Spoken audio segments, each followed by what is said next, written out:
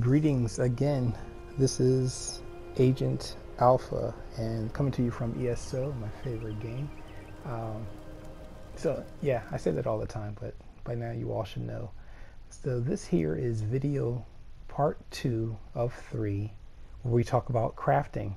So we're going to get right back into it, pick up the action where we left off, and hopefully it's making sense. If you haven't seen the previous video, go back, look through our library and check it out.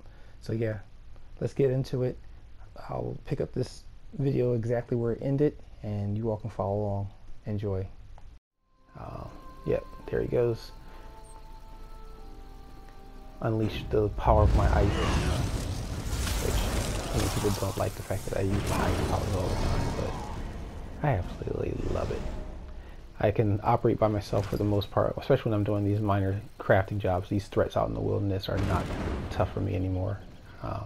I reached a point in my combat where I could take on almost any kind of threat out here in the wilderness, especially when they're just out in random locations where the crafting materials are at. So at any rate, you push past this second boss real quick and make your way to where those crafting materials are at. While I'm talking about the crafting, the resource nodes, you see how they're highlighted? You'll see that some of these resources actually shine for me. So, and back to that, the treasure map itself, you'll know you're in the right area once you actually hit the treasure pop up. You'll see that the treasure map will then go away. The moment you activate the resource node that's identified by the treasure map is then used. So you just simply gather this stuff. But I was saying that the point of the fact that they're highlighted for me has everything to do with the skill that I've paid for. When you're in crafting, you want to invest in the skills to actually get your crafting done. If you're not going to be crafting, those are just points you don't ever have to spend. But if you're interested in crafting, you want to make sure you go and get certain skills. The one particular skill is the keen eye. The keen eye allows the crafting resources to shine for you. So that's something that you definitely want to invest in. Beyond that, so you got gathering resources, you got treasure maps. I'll show you another example of something that was found inside these resource crates. So you see the crates that you get from actually completing the job give you extra resources. Some of these resources are going to be extremely rare, gold quality resources. So that you wonder how people get those things. They actually have the skill to refine the materials and do the crafting jobs to go get the resources that they need. So another thing that you get when you get to higher level skills, you'll actually have resources mailed to you. By paying for the skill, every 12 or 24 hours, depending on your level of skill, you'll get resources mailed to your character. They'll sit in your mail for about 30 days. If you don't play that often, if you play every day, then you'll max out on the number of resources you can actually get. If you let it sit in your mail, it will disappear after about 30 days. So you'll never have, if you're going for months, you'll never have like a year supply of materials just wait for you. It doesn't work that way. So at any rate, once you have the resources that you need to do your next job and you want to open up your coffers and explore other maps, you just go ahead and go to the location that's listed on the map. In this particular case, this is the nation of Bolabator. It's a wood elf country. So there's a location on the map. A lot of people don't like using the treasure maps because they're not easy to decipher. It's part of the puzzle of the game.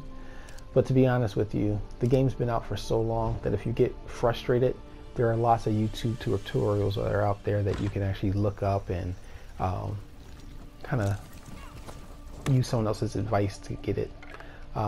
As I mentioned before, resources highlight for me. Now you notice that when I click on a resource, it only takes a few seconds for it to actually open up for me as opposed to hacking away at it several times. And the reason that is because crafting is such a big deal of the game that it actually plays a part in the champion point system. So you open up the champion point tree, and maybe one day I'll make a video about how this whole thing works, but you'll see there's different nodes that you can spend your points on. In this particular case, the master gatherer is the champion point system that allows you to quickly open up resource nodes faster than other players who don't have that. You simply spend the points in your champion point line and you get that ability to move through resources faster. Saves you a lot of time when you're on the wall just gathering stuff all day. So as you saw, found the location on the map, checked it out, start picking up supplies, and that's the gist of gathering resources. As you're out in the wild, just go ahead and, if you're a crafter or just like to gather resources, pick up everything you see. And that being said, if you have ESO Plus, you'll also get a craft bag, which means you have unlimited space for crafting materials. Definitely comes in handy if you're a crafter. I highly recommend it.